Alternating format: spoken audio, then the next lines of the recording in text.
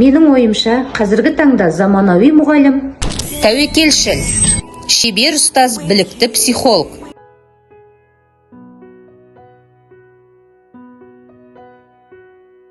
Көшбасшы мұғалім.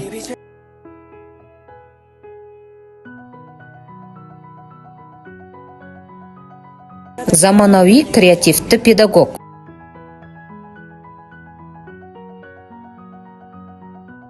Рухани бай мұғалім.